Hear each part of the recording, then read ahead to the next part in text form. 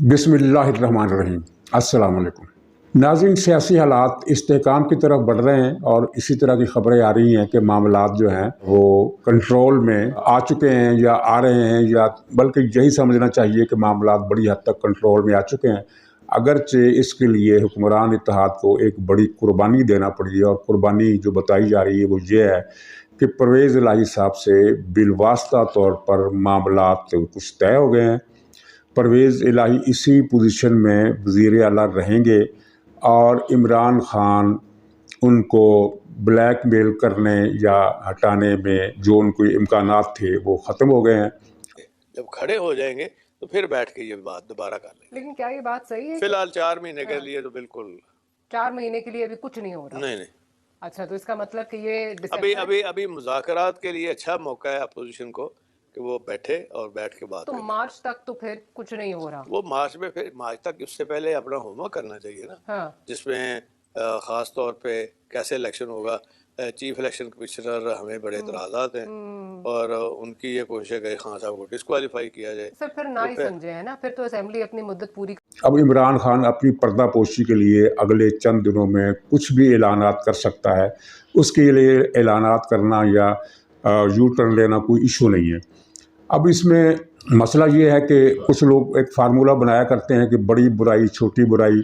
तो कहा यह जा रहा है कि बड़ी बुराई यानी इमरान खान को आदम इस्तेकाम पैदा करने से बाज रखने के लिए ये छोटी बुराई परवेज़ इलाही के नाम की इसको कबूल करना पड़ रहा है। अगरचे इसकी कबूलियत का ऐलान नहीं होगा, तमाम मामलात खुफिया ही तौर पर तय हुए हैं और इसमें बुनियादी फार्मूला वही है जो कि इस तरह बयान किया जाता है कि किसी को अदम इस्तेकाम की इजाज़त नहीं दी जाएगी।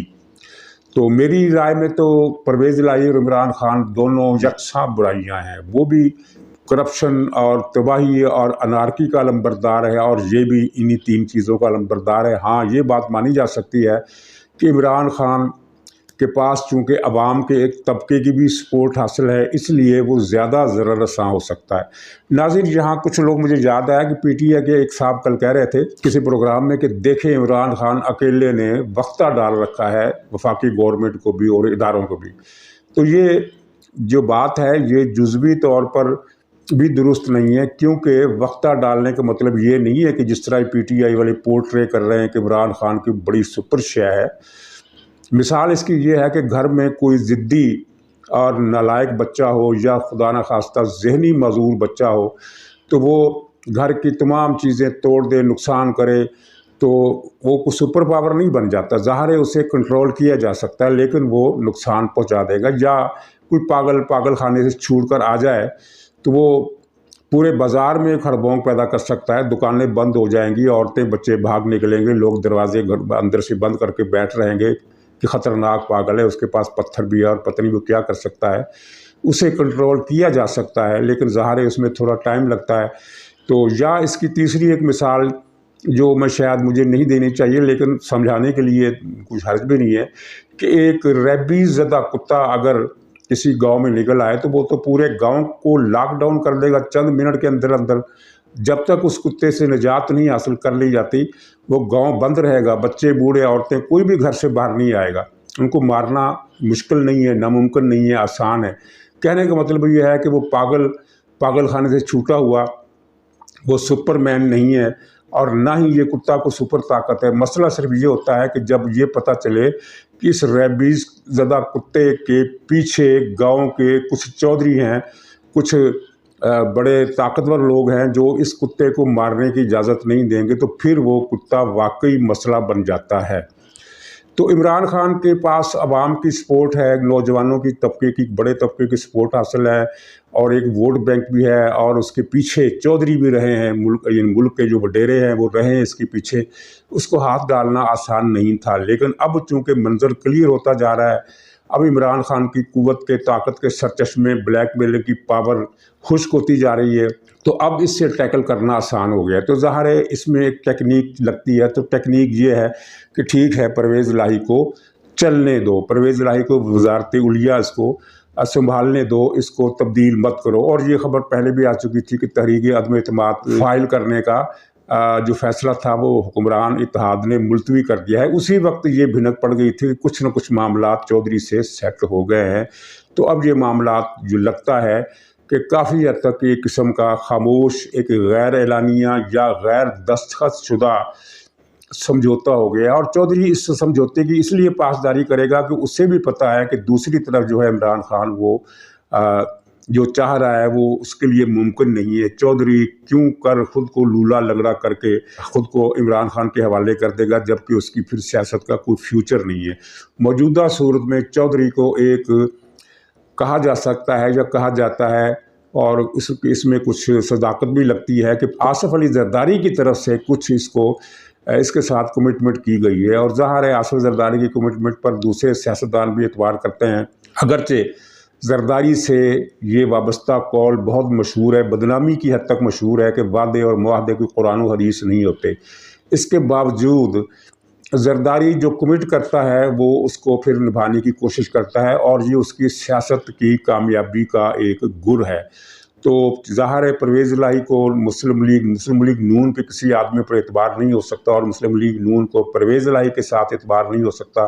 तो ये बीच का रास्ता निकाला गया है कि एक इस किस्म का कोई गैर एलानिया, गैर दस्तखत शुदा, गैर मुश्तहर शुदा एक यानी खामोश समझौता कुछ हो गया है, जिसके बाद अब सूरत हाल ये है कि इमरान खान जो धमकी दे रहा है कि 20 दिसंबर के बाद मैं असम्बली तोड़ दूंगा, वो उसके लिए मुमकिन नहीं रहा। उसके लिए जो इम्कान रहा है बाकी बच गया, वो सिर्फ यही है कि वो अपने पार्टी के लोगों से इस्तीफ़े दिलवा दे, असम्बलियों से, पंजाब से भी और पख्तूनख्वा से भी। लेकिन ये बात भी सबको पता है कि अगर इमरान खान ने ये मूव की असम्बली से इस्तीफ़े देने की, तो बहुत सारे अरकान इस पर लब्बैक नहीं कहेंगे, इस्तीफ़े नहीं देंगे। पंजाब में उनकी तादाद बहुत ज़्यादा है।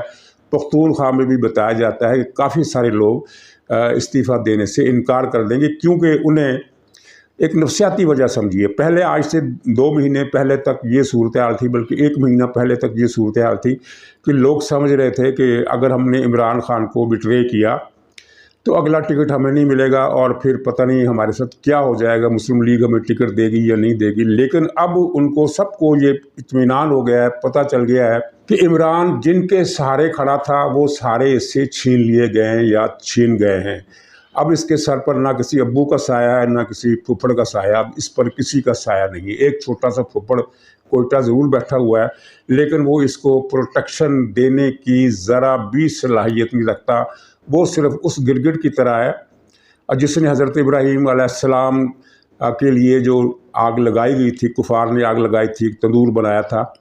तो वो एक वैसे है तो रवायत गलत, लेकिन वो रवायत है कि वो एक गिरगिट भी आकर फूंके मारता रहा था कि आग तेज़ हो जाए। वो इससे ज़्यादा हमायत नहीं कर सकता। जो एक ब्रेन था साजिशी, जिसके पीछे एक गैर मुल्की ताकत भी थी पाकिस्तान के पड़ोस में, वो जो ब्रेन था वो अब कहीं भी एग्जिस्ट नहीं करता। ये बहुत बड़ी बात है। चुनांचे जब ये फ़ज़ा बदल गई, अब पंजाब के इलेक्टेबल्स हों या पख्तूनख्वा के मुफाद परस्त, मौका परस्त लोग हों, उन सबको पता चल गया है कि छाँव इसके सर पर नहीं है, हवा अब कहीं और की चल पड़ी है। नाज़रीन, दूसरी खबर इसी से जुड़ी हुई है। इमरान खान ने फिर एक पैगाम रसानी की है मुक़्तदर हलकों तक, और जो जवाब उसे मिला है अब उसे सुनकर वो ये सोचता होगा कि मैं ये पैगाम नहीं भेजता तो अच्छा था। पैगाम उसने वही भेजा, वही रिपीट किया, वही जो रोज़ कहता है कि फ़ौज जो है वो इलेक्शन कराए, फ़ौज इस तरह करे, फ़ौज ये करे, फ़ौज वो करे। तो वहाँ से जवाब आया है कि सियासी मामलात सियासतदान खुद मिलकर तय करें। यानी ये मुहज़्ज़ब अल्फाज में एक नो है, एक इस्तरदाद है, एक रिजेक्शन है। मतलब ये है कि जो इसने इस्तरा की वो रिजेक्ट हो गई, और अल्फाज ज़ाहिर यही है मैसेज। तो बिल्कुल ये क्लियर से होगी, ये बात उस पर क्लियर हो गई है कि मुझे अब फ़ौज की तरफ से वो कुमक नहीं मिल सकती जिसके लिए मैं मिन्नत तरले कर रहा हूँ, समाजत कर रहा हूँ। बल्कि मुझे अगर कुछ करना है तो वो हुकूमत के साथ मिलकर ही मैं कर सकता हूँ। और वो क्या रास्ता है? वो रास्ता ये है कि ये कौमी असम्बली में वापस आ जाए, जो कि मुझे नहीं लगता कि ये वापस आएगा। अगरचे कई लोग ये پیش گوئیاں کر رہے ہیں کہ عمران خان کے پاس اس کے سوا کوئی راستہ نہیں ہے، لیکن میں یہ کہتا ہوں کہ وہ ایسا نہیں کرے گا، کیونکہ اس کے دماغی توازن میں مسلسل نیچے کی طرف جھکاؤ ہوتا چلا جا رہا ہے ہر گزرتے دن کے ساتھ۔ آپ دیکھ رہے ہیں ایک دن پہلے جو اس نے انٹرویو دیا اپنے PTI کے ایک چینل پر، تو اس میں اس نے جو کچھ کہا اس کے بعد سے تو پورے ملک میں یہ عوام کے اندر ایک فضا بیٹھ گئی ہے، بن گئی ہے، یہ خیال جم گیا ذہنوں میں کہ یہ آدمی جو ہے حواس سے بیگانہ ہوتا جا رہا ہے۔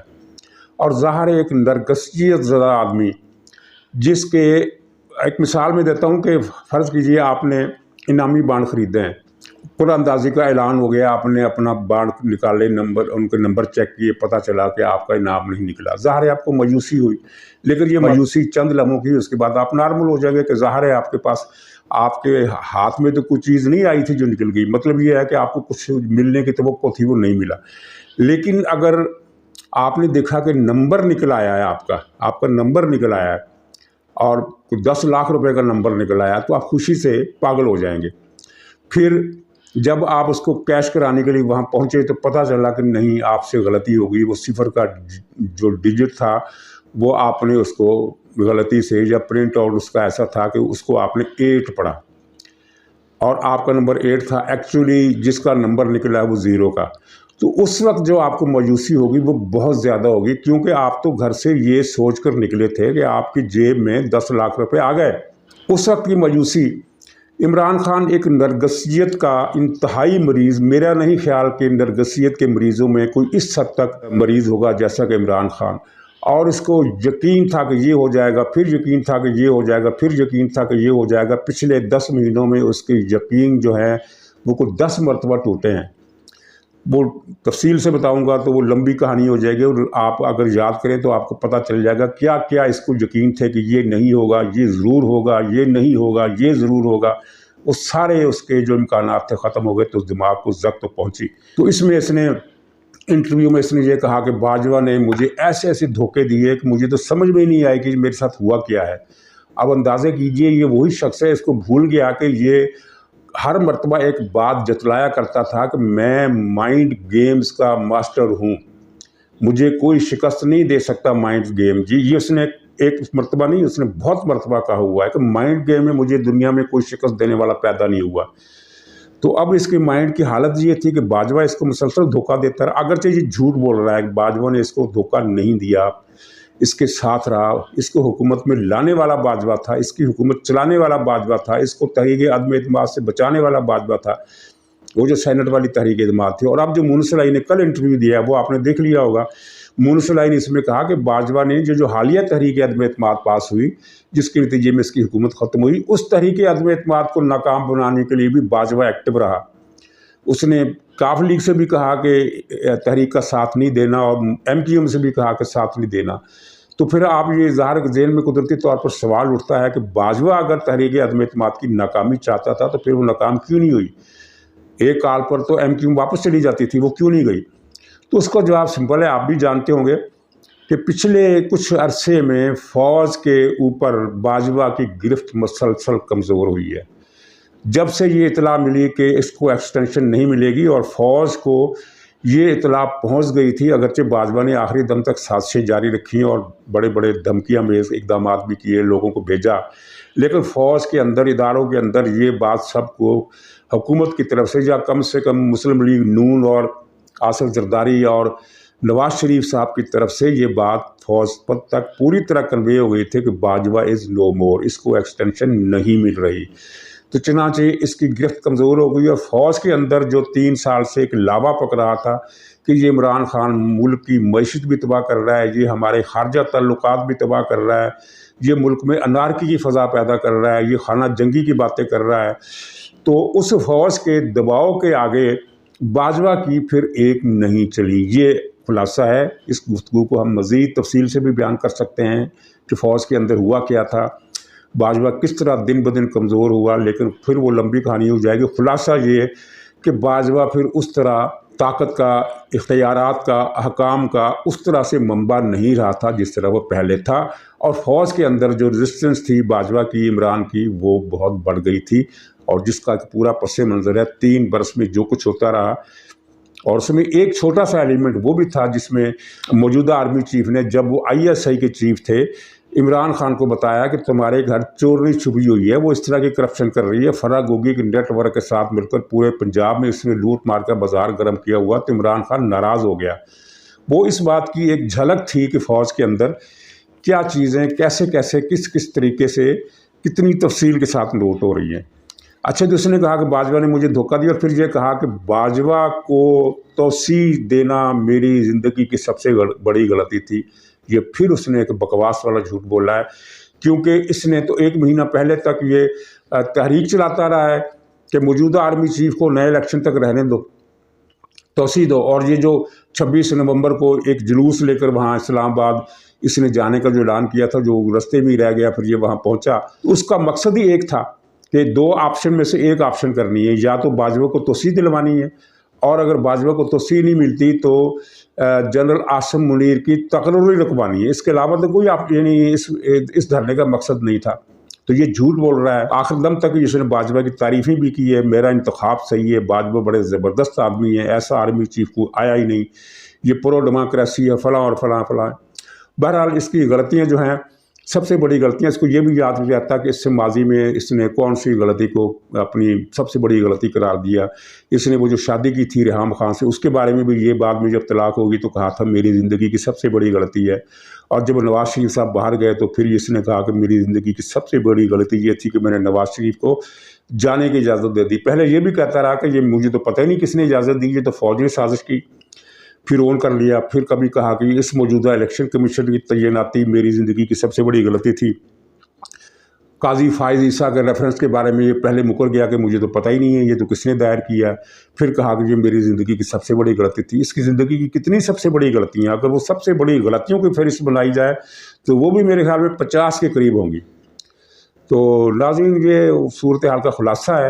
عمران خان کے لیے مایوسی کا ایک اور بہت بڑا دروازہ کھل گیا ہے، اب دیکھیے یہ کیا کرتا ہے۔ ناظرین اجازت دیجیے، انشاءاللہ اگلے بلاگ میں پھر ملاقات ہوگی، تب تک کے لیے خدا حافظ۔